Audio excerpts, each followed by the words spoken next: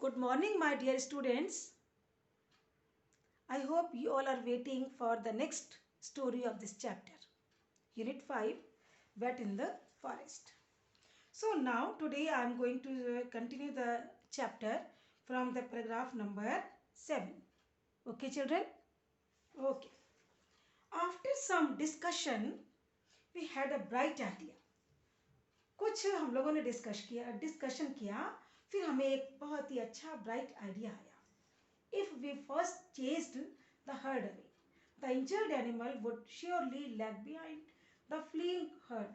हम लोगों ने ये कहा कि अगर हम हर्ड को दूर तक चेस कर दें, चेस पीछा करके उसको दूर भगा दें, तो जो इंजर्ड एनिमल है वो बिल्कुल पीछे रह जाएगा, क्योंकि जो फ्लीइंग हर्ड होगा वो तो भागेगा और इंजर्ड वाला तो भाग नहीं पाएगा, तो वो पीछे छूट जाएगा.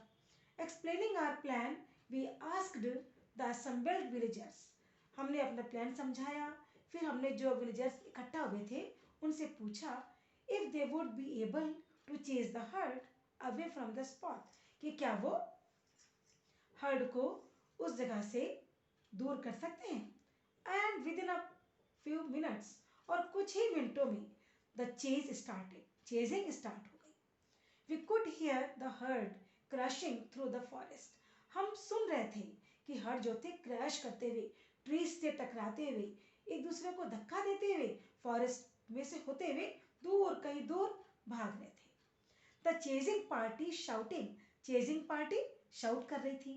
एंड बस्टिंग क्रैकर्स, और क्रैकर्स बस्ट कर रही थी.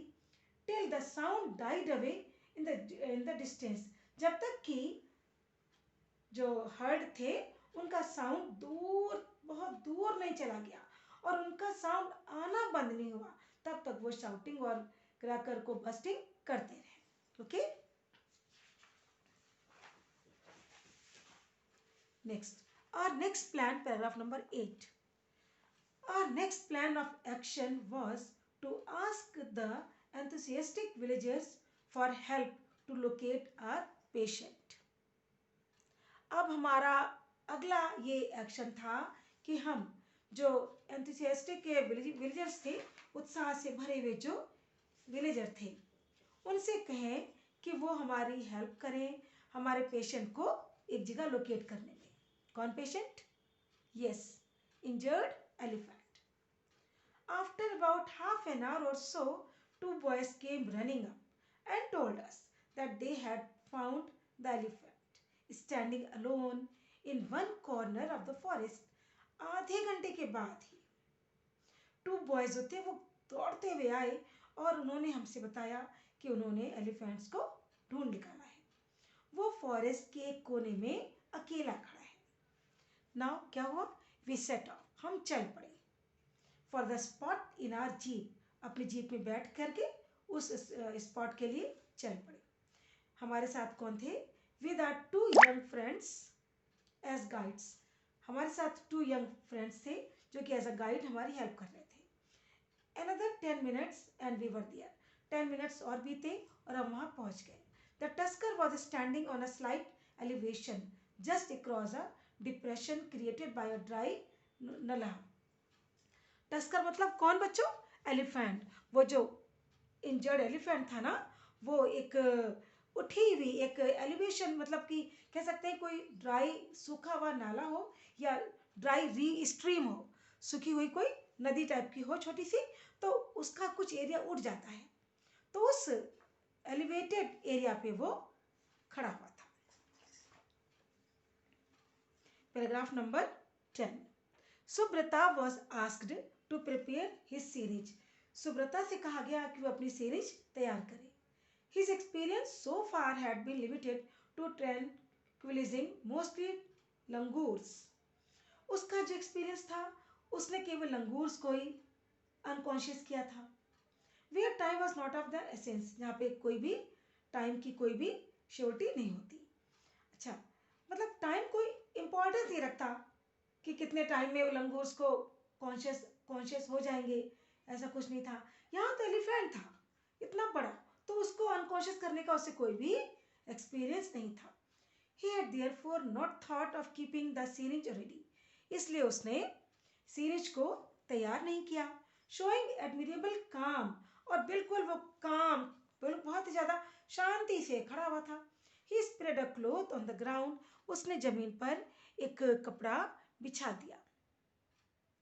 And arranged all the fields on it neatly and methodically.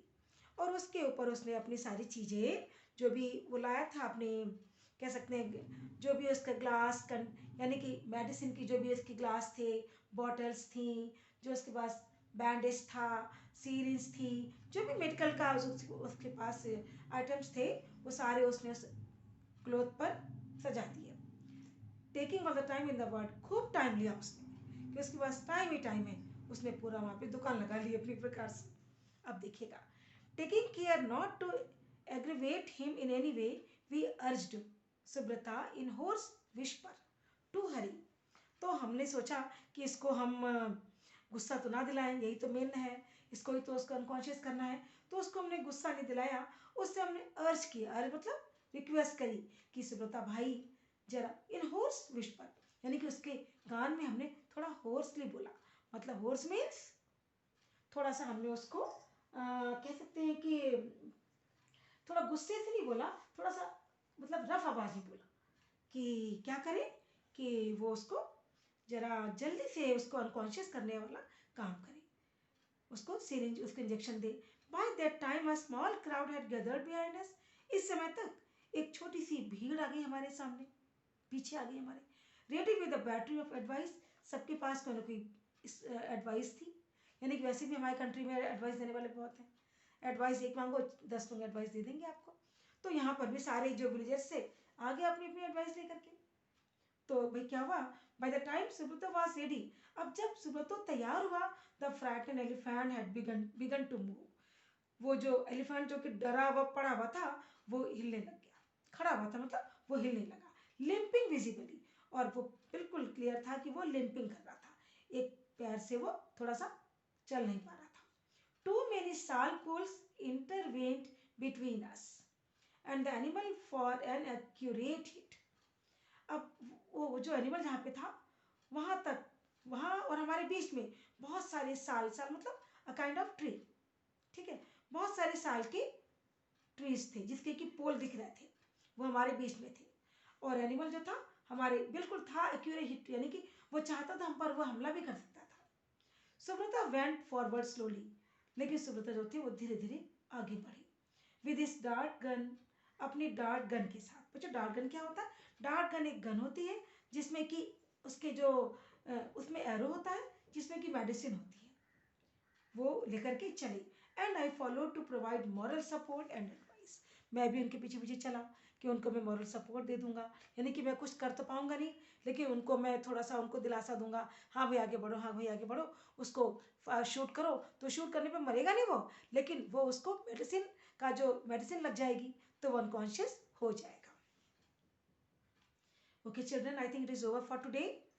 I will continue the chapter tomorrow. So please read this chapter twice or thrice today, and whenever you get time you watch this video. Okay, take care and goodbye.